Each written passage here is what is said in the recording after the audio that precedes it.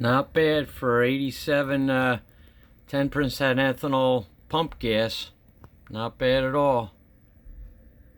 108 horsepower, maximum torque averaging around 66, and a very broad band. It hits maximum torque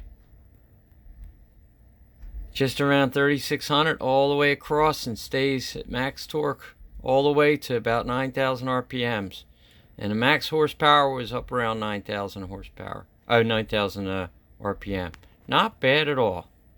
For a 36-year-old bike with 41,000 miles, not too shabby.